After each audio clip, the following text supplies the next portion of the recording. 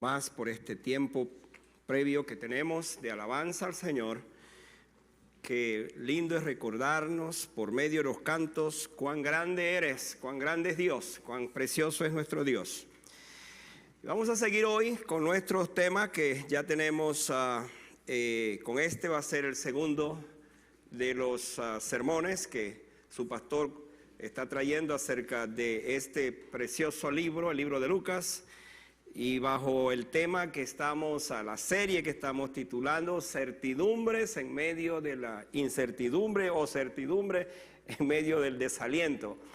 Como quiera que sea, vamos a seguir trabajando hoy en el capítulo 1, así es que abran sus Biblias allí en Lucas capítulo 1. El domingo pasado estudiamos la introducción del libro. De hecho, dije que no hay otro libro en la Biblia que tenga, de los evangelios, que tenga una introducción como la presentó Lucas, en los versículos 1 al 4.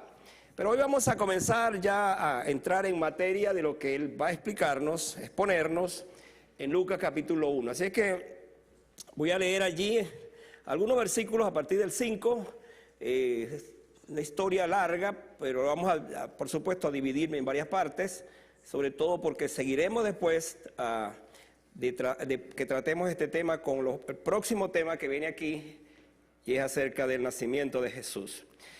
Usted se va a preguntar, ¿cómo es que estos temas los vamos a traer y no es Navidad? Pero ¿quién nos ha dicho a nosotros que estos temas hay que tratarlos solamente en ese tiempo?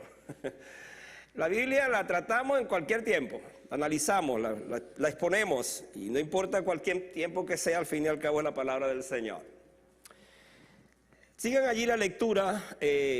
Voy a leer, repito, algunos versículos. Le voy a animar para que usted de una vez se inserte, se meta en el texto, de manera entonces que hoy podamos entender el tema que lo titulamos Cree solamente. Cree solamente, ese es el tema que traemos para hoy. Y vamos a ver cómo esta lectura nos ayuda a entender eso. Hubo en los días de Herodes, rey de Judea, un sacerdote llamado Zacarías de la clase de Abías. Su mujer era de las hijas de Aarón y se llamaba Elizabeth. Ambos eran justos delante de Dios y andaban irreprensibles en todos los mandamientos y ordenanzas del Señor, pero no tenían hijo, porque Elizabeth era estéril y ambos eran ya de avanzada edad, o de edad avanzada. Aconteció que ejerciendo Zacarías el sacerdocio delante de Dios según el orden de su clase, conforme a la costumbre del sacerdocio, le tocó en suerte ofrecerle incienso entrando en el santuario del Señor. Y toda la multitud, escuche esto, toda la multitud del pueblo estaba afuera orando a la hora del incienso. Y se le apareció un ángel del Señor puesto en pie a la derecha del altar del incienso. Y se turbó Zacarías al verle y le sobrecogió temor. Pero el ángel le dijo: Zacarías, no temas, porque tu oración ha sido oída y tu mujer Elizabeth tendrá un hijo y llamará su nombre Juan. Ahora hago un paréntesis para seguir leyendo. Ella era estéril y ellos eran de edad muy avanzada. Y tendrás gozo y alegría, y muchos se regocijarán de su nacimiento, porque será grande delante de Dios. No beberá vino ni sidra, y será lleno del Espíritu Santo aún desde el vientre de su madre. Y hará que muchos de los hijos de Israel se conviertan al Señor, Dios de ellos, e irá delante de él con el espíritu y el poder de Elías, para hacer volver los corazones de los padres a los hijos, y de los rebeldes a la prudencia de los justos, para preparar al Señor un pueblo bien dispuesto. Dijo Zacarías al ángel: ¿en qué conoceré esto? Porque yo soy viejo y mi mujer es de edad avanzada. Respondiendo el ángel le dijo: yo soy Gabriel, que estoy delante de Dios y he sido enviado a hablarte y darte estas buenas nuevas. Y ahora quedarás mudo y no podrás hablar hasta el día en que esto se haga, por cuanto no creíste mis palabras, las cuales se cumplirán a su tiempo. Y el pueblo estaba esperando a Zacarías y se extrañaba de que él se demorase en el santuario. Pero cuando salió no les podía hablar y comprendieron que había visto visión en el santuario. Él les hablaba por señas y permaneció mudo. Y cumplidos los días de su ministerio, se fue a su casa. Después de aquellos días concibió su mujer Elizabeth y se recluyó en casa por 5 meses diciendo: así ha hecho conmigo el Señor en los días en que se dignó quitar mi afrenta entre los hombres. Oremos. Señor, qué palabra tan extraordinaria. Qué manera como tú, Señor, obras. ¿Cómo no creer en un Dios tan poderoso como lo eres tú? ¿Cómo no entender tus planes? Que aún frente a lo imposible, todo es posible para Dios. Frente a las circunstancias de la vida misma, donde a veces somos llevados y no vemos salidas, este pasaje nos muestra que debemos creer solamente. Este pasaje nos ayuda a entender que la vida cristiana y la fe cristiana tiene que ir más allá de las cosas que vemos. Como bien dice tu palabra, que la fe tiene que ver con este elemento de ver aquello que no vemos, pero que al fin y al cabo está allí para nosotros. Oramos para que esta tarde, Señor, tú nos hables por esta palabra. En el nombre de Jesús. Amén. Amén. En la vida cristiana, la fe definitivamente llega a un punto donde pareciera trancarse. Como que no se den salidas, no hay avances. Porque algo imposible de creer se presentó. Observe, por ejemplo, en algún acontecimiento en su vida donde una prueba de repente sacude su fe. Y es llevado a un callejón sin salida donde la duda es la que se hace presente. Y las fuerzas, sus fuerzas parece que se agotaron. Y está literalmente preso, está presa en una situación que no puede avanzar. ¿Cómo se siente? ¿Cómo llega ese momento cuando su fe, como dije, parece entrar en un túnel de la duda y no hay posibilidades de ver una salida? Bueno, el presente pasaje que hemos leído, Lucas, el gran narrador Lucas, el historiador, el periodista, el hombre que nos presentó el domingo pasado esta historia preciosa, la historia más hermosa jamás escrita, como la hemos definido, nos presenta este caso, esta situación de Zacarías y de Elizabeth. Nos daba detalles que a primera vista nos ponen a pensar en lo imposible. Esta era una pareja ya anciana, de ancianos, viejos, no sabemos, algunos dicen que podían tener como 70 años. Bueno, significa que los que tenemos 70 años somos viejos, pero simplemente eran de edad avanzada. Pero además dice el texto que era estéril. Y esto es lo que va a poner a prueba este pasaje. Lucas es un experto en la narrativa. Y él va a hablar entonces en este pasaje acerca de cómo nació el hijo de una promesa. Cómo nació un hijo que estaba profetizado. Cuando vemos esto, nos acordamos que ya hay un antecedente de esto, como es el caso de Abraham con Sara, donde exactamente Sara tenía 90 años y Abraham 100 años, y sin embargo ella tuvo un hijo. Esos antecedentes van a ayudarnos a entender esta historia, porque el énfasis de esta historia es creer. Solamente creer. Y quizás usted se esté pensando, pastor, sí, yo creo, pero a lo mejor va a tener que decir como le dijeron, como aquel de la historia con Jesús, cuando le dijo, ayuda a mi incredulidad. Y pudiéramos incluso ponerle a este mensaje otro título: creyentes incrédulos. Cuando pensamos que en los momentos críticos de nuestra vida necesitamos que esa fe que decimos que tenemos sea una fe que en verdad pueda definir que frente a aquello que es imposible, decir: Dios, para ti nada es imposible. Y aquí un verdadero reto de cómo creer frente a algo imposible.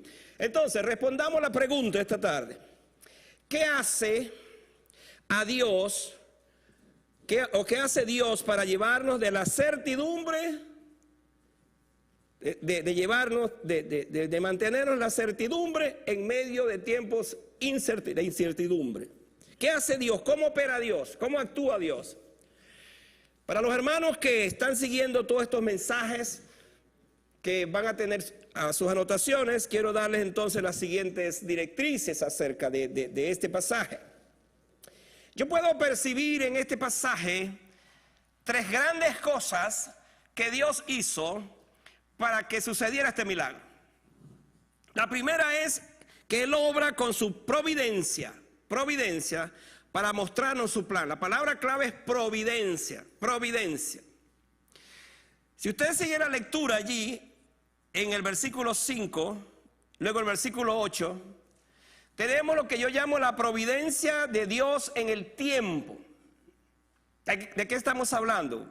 Versículo 5 dice: hubo en los días de Herodes, rey de Judea, un sacerdote llamado Zacarías, de la clase de Abías. Su mujer era de las hijas de Aarón y se llamaba Elizabeth. Ese solo texto pone en el cuadro general, en el contexto de lo que Lucas está refiriéndose, de lo que está hablando. Luego el versículo 8, si usted va más adelante, allí nos encontramos también que dice el versículo: aconteció que ejerciendo Zacarías el sacerdocio delante de Dios según el orden de su clase, y luego viene lo demás. Ahora, ¿dónde quiero llegar?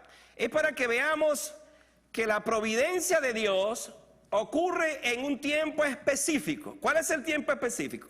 Pues el caso que tenemos aquí es el de Zacarías.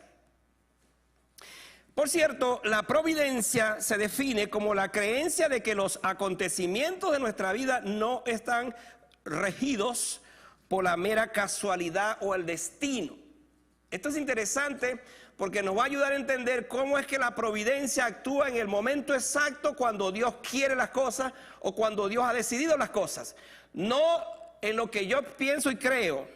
O por ejemplo que mi vida tiene que ver con un destino que está establecido. Eso no es bíblico. Entonces tenemos el caso de Zacarías, este hombre. Y esto es importante mencionarlo porque precisamente Zacarías era un sacerdote del Señor. Ahora, ¿qué fue lo que sucedió con él? Déjeme contarle esto de la historia para que entendamos todo esto. Los sacerdotes fueron clasificados por David durante el tiempo reinado de David en diferentes periodos para que ellos sirvieran. Y hermanos, interesante que si a un sacerdote le tocaba por suerte la administración durante ese año, simplemente era un sacerdote bendecido. Se dice que durante el tiempo precisamente de Zacarías había 18,000 sacerdotes. Entonces, escoger de 18,000 sacerdotes uno para que ministrara durante ese tiempo era un milagro. Pero aquí estamos viendo entonces cómo actúa la providencia de Dios.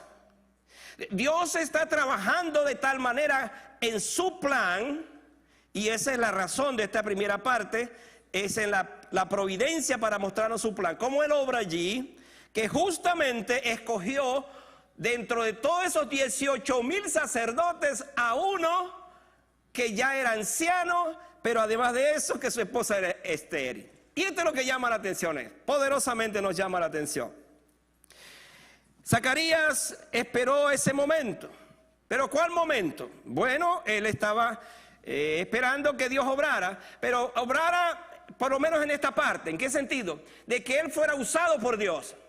Fíjense en lo siguiente, para que sigamos esta historia. De ninguna manera Zacarías estaría pensando, porque ya no era posible que ellos tuvieran un hijo. Pero sí anhelaba, deseaba que él fuera escogido en alguna oportunidad por Dios. Pues le llegó el turno, Dios lo escogió exactamente para esa ocasión. Pero sobre todo, no solamente él esperó el momento, sino que Dios esperó el momento. Y yo quiero hacerle pensar en esto, hermano.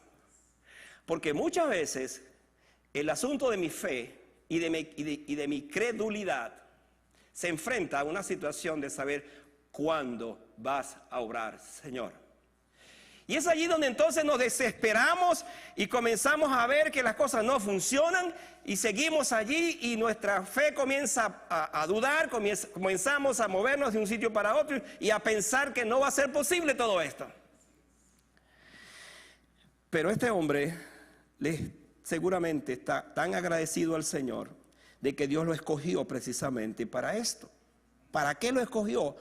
Para que él ministrara en el santuario la tremenda responsabilidad de presentar el incienso. Y hermano, para que recordemos algo, las funciones de los sacerdotes, había el que entraba en el lugar santísimo una vez por año también, para ministrar allí en ese lugar, pero también estaba este que presentaba el incienso. El incienso era algo aromático que se presentaba en el templo y que era un símbolo de presentar las oraciones para que subieran al cielo.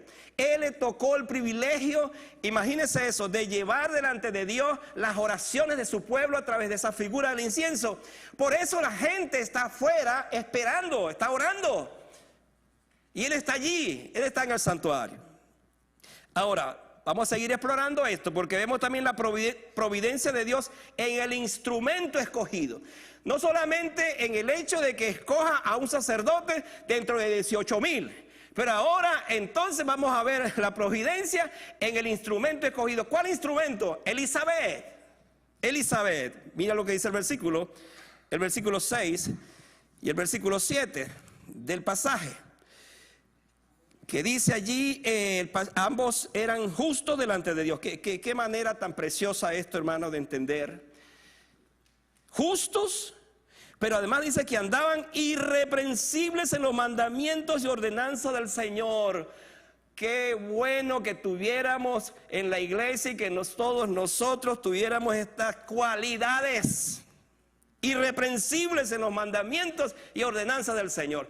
Entre ellos entonces estaba esta mujer, pero dice que no tenían hijos porque Elisabet era estéril y además eran ya avanzados en edad. Ahora, vamos a ver esto, porque hay cosas muy interesantes. Era una pareja ejemplar, servían al Señor en el templo todo el tiempo.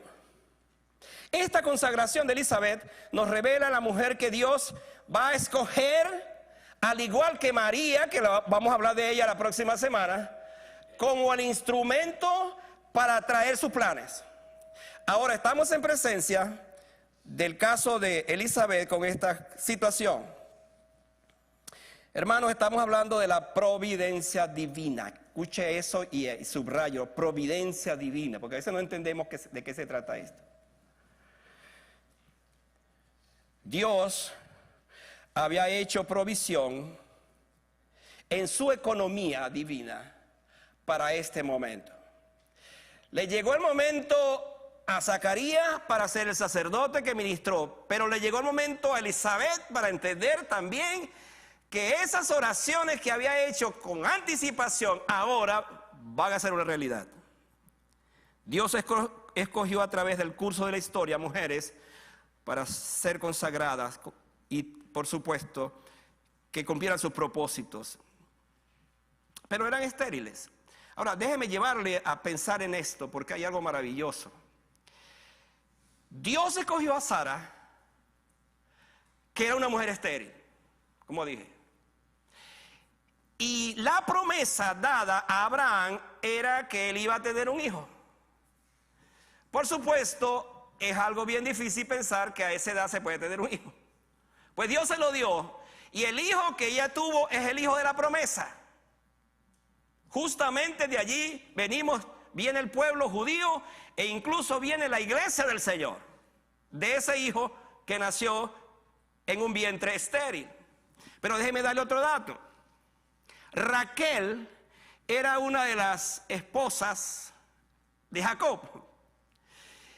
Y esta mujer era estéril. Y ella no daba hijo. Y entonces le pidió a Dios que le diera un hijo. ¿Y sabe a quién le dio? A José. ¿Quién fue José en la Biblia? Fue el Salvador de Israel cuando descendió a Egipto. Pero no se queda allí, tenemos el caso de Ana. Ana también era estéril. Y entonces Ana le dijo: Dios, si tú te dignas de darme un hijo, yo te lo dedico. Y Dios le concedió eso. ¿A quién tuvo Ana? A Samuel. ¿Quién fue Samuel? El primer juez, estadista y profeta del pueblo de Dios. Y ahora se acerca, nos acercamos a este pasaje y entonces aparece Elizabeth y le va a decir también, y le dice a este hombre: tu mujer va a tener un hijo.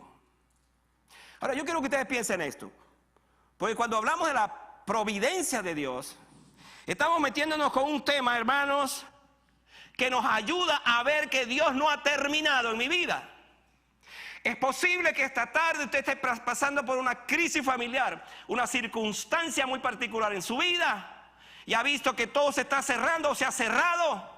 Déjeme decirle que Dios no ha acabado todavía con usted, si usted le cree realmente a Dios. ¿Cuál es nuestro tema? Cree solamente. Cree solamente. Pero además de eso, tenemos una provisión, y escucha ahora esto. La provisión, la providencia de Dios sustentándonos en la aflicción. ¿De qué voy a hablar? Al referirme a esto. Otra vez tocando el tema de la esterilidad y el tema de la edad avanzada. Esta declaración resume dolorosamente, o resumida dolorosamente, hace pensar en los años de dolor, de tristeza, de agonía de Zacarías y Elizabeth. ¿Por qué? Porque ellos anhelaban tener un hijo. Estaba pensando esta semana, cuando preparaba mi sermón, en las madres que no quieren a sus hijos. Las madres asesinas que en efecto voluntariamente abortan a sus hijos. No tenemos tiempo para hablar de las estadísticas mundiales, de cómo esto se sigue propagando. Y cuando uno ve una historia como esta, de una pareja que anhela un hijo, y entonces escucha de que otras mujeres matan a sus hijos, hermano, qué contradicción, qué contradicción. Entonces miremos a esta pareja en sus años de juventud, cuando ambos tenían los sueños propios de querer tener una familia. Pero el bebé nunca llegaba, nunca llegó. ¿Cuántas oraciones, cuántas lágrimas, cuánta tristeza, cuánta impotencia seguramente se daba? ¿Cuál era la respuesta? La respuesta era el silencio. No hay respuesta de parte de Dios. Si se casaron a los 20, 23, 24 años, bueno, no, más o menos esa fue la edad que nosotros nos casamos, entonces comenzaron ellos a soñar, a anhelar la llegada del primer niño. No llegaba, pasaron 30, pasaron 40, llegaron 50, llegaron 60. Y dijeron, pues ya no se puede, no hay manera. Pasan décadas y se vuelven angustiosos y solos con la realidad de no ser bendecidos con un hijo.